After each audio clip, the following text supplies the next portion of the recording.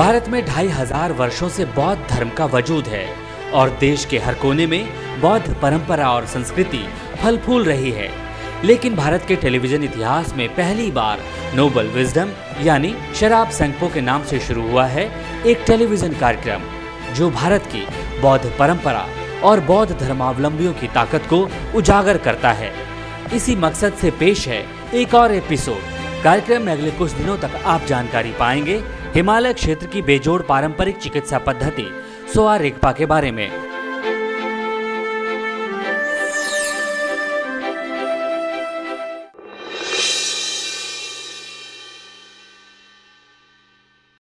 So again, when we talk about tension, I think after the stress, then comes the tension. Then there are sort of different level of symptoms and signs. So basically, when we talk about stress and tension, it comes from mental factors. So it should be treated, it should be handled with opposite mental factors through transformation of your mind, through changing your attitude, through changing your mental attitude, through cultivating positive attitude, through cultivating kindness, or through cultivating dedications. In this way, we can cope with this stress and tension.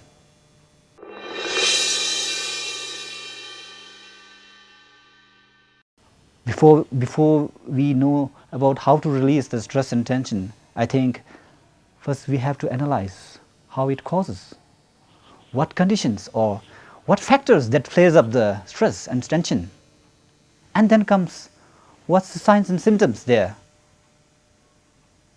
And finally, after analyzing all these things, then we have to think, what is the solution? How can we handle? How can we release the tension? This is the ultimate solution. Now you see, in this today's world, hectic world, too many activities, too many mental pressure, then people tend to suffer more from stress. Basically, stress itself in the beginning level, not so harmful, I think. But if we neglect the stress and tension, and slowly it turns into depression. When it becomes depression, then there are many chances of loss of one's immunity. Immune systems get disturbed, and their life also get disturbed. So it's important to think about the stress in this, how it is coming.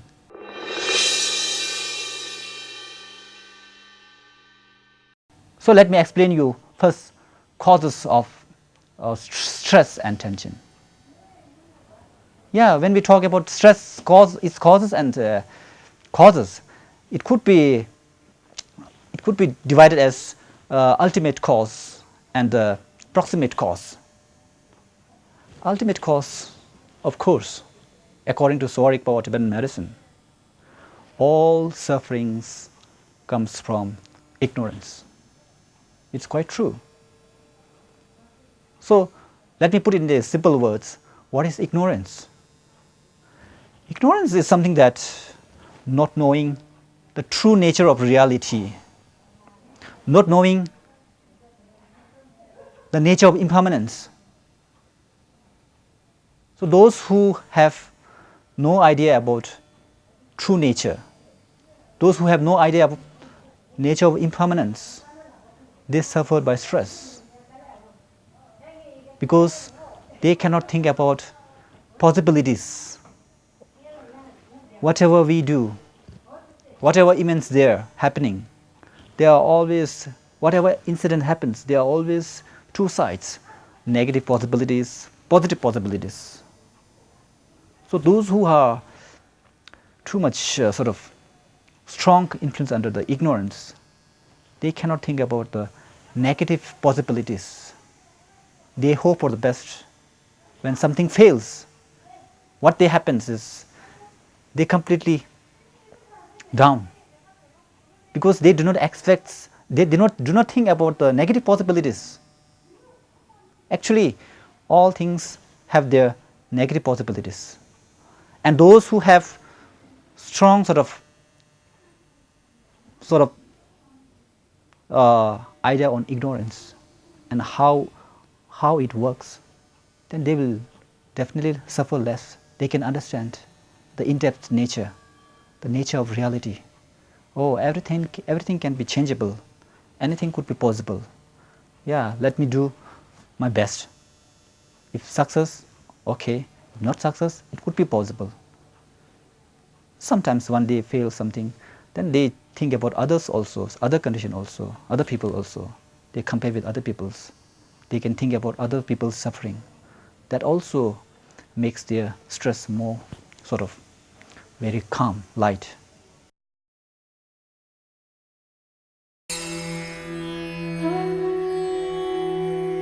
कैसे दूर हो आपके जीवन की मुश्किलें, कैसे सवरे आपका career, कैसे सफल हो आपका हर काम, क्या कहते हैं आपकी किस्मत के सितारे, जानिए सटीक होने वाली बौद्ध भविष्यवाणियां।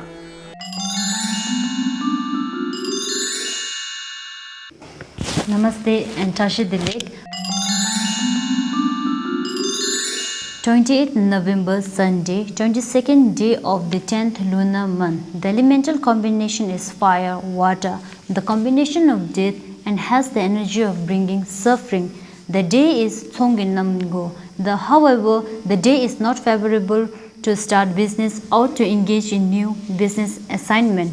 Bumtong or empty ways is at north direction, so avoid all important activities, especially funeral procession while facing north.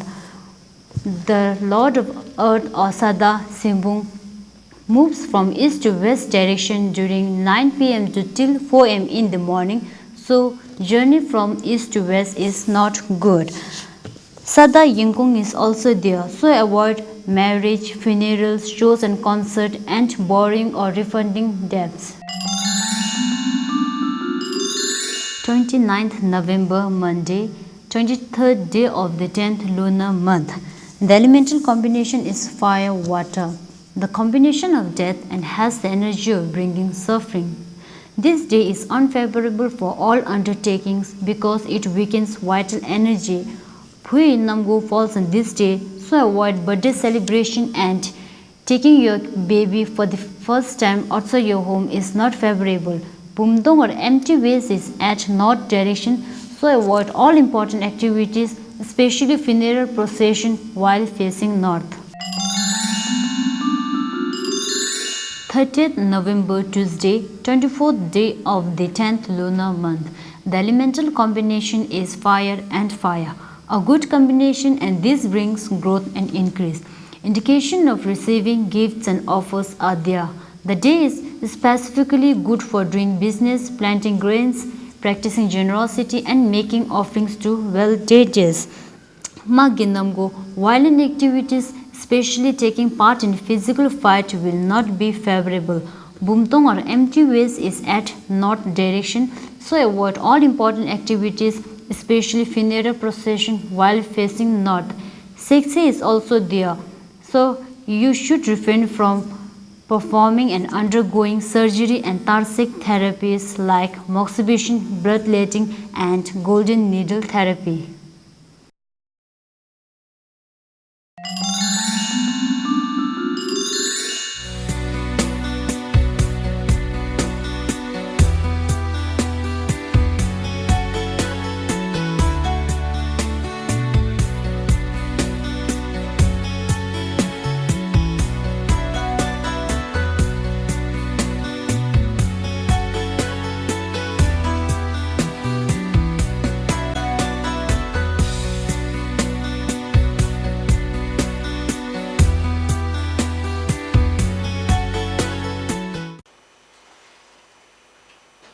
Then he says, although this is the case,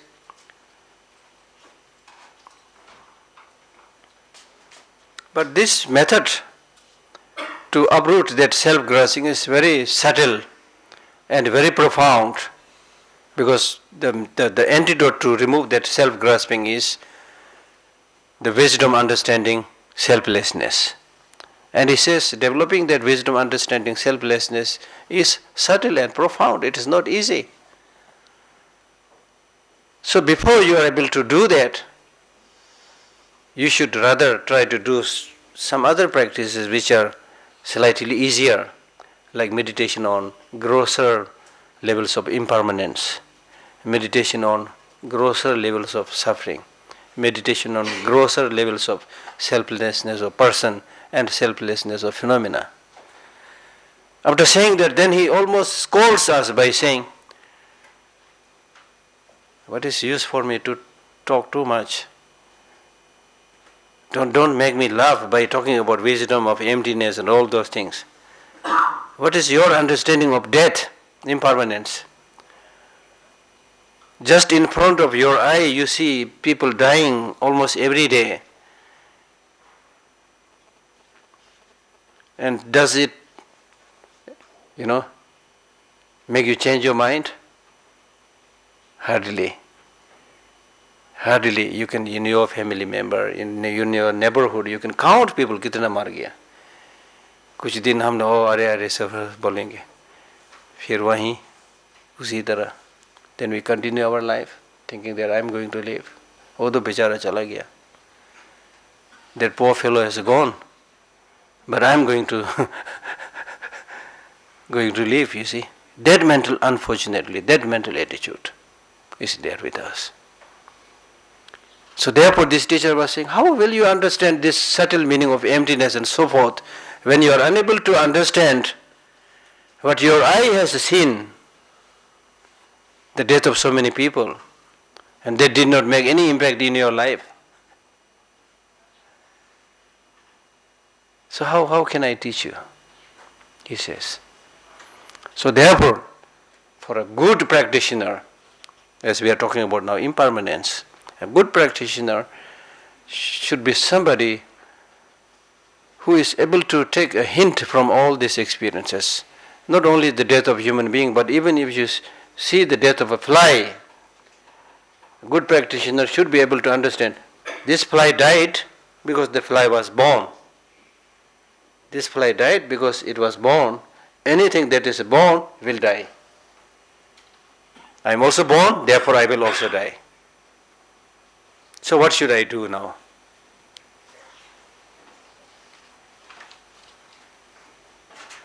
So therefore, to be honest, many people don't want to listen to this kind of teachings. People just want to say nice things, just something that makes them laugh and feel comfortable, We have the Buddha nature, we'll all be nice, we'll all be good, We are lucky that we've obtained this precious human life. People are fond of listening to more this kind of things, not about the bitter truth. The bitter truth has to be told, you see, if you want to do dharma practice. Therefore, the first teaching that the Buddha gave was Four Noble Truth. We all know this. And out of the first noble truth, the first teaching that he gave was true suffering.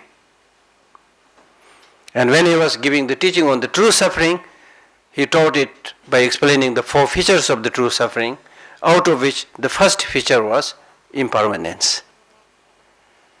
Impermanence. And the last teaching that he gave was on impermanence. When he was passing away, he took out his upper garment and he said, see, the Buddha is passing away.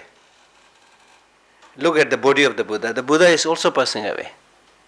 This is my final teaching, he said. Look, the Buddha is passing away. This is my final teaching. So you can see the first teaching that the Buddha gave us on impermanence. The last teaching that he gave us on impermanence. Why he had to give this teaching? He had to give this teaching unless you are able to see the impermanent, transient nature of reality. You will not make a move. हिलेगा ही नहीं आप. अब जमे रहोगे ऐसे, हिलेगा ही नहीं. You see? So dharma has to make you move. कुछ तो हिलो. At least you make a move, you see. And that Dharma teaching on impermanence will move if you really think, I will definitely die one day, and also don't know when I'm going to die. So what am I doing now? मैं क्या कर रहा अभी? कुछ तैयारी कर रहा है, नहीं कर रहा, क्या कर रहा है? I am doing and living as if I am not going to die. If you are not going to die, then it's worth making lot of money, making big buildings, हाँ? और सारा चीज आपको चाहिए. There is a justification. You are going to live forever, you see. But you are not. So why all these accumulations? Why all this fight and conflict for useless things? Why all this killing? Shantideva said, you don't need to kill people, they will die. Yeah, those of us who don't know, we kill people because of lack of knowledge, you see, because of lack of knowledge. Once you know that you are so fragile, others are so fragile, there is no justification for harming other people. There is no justification for killing other people.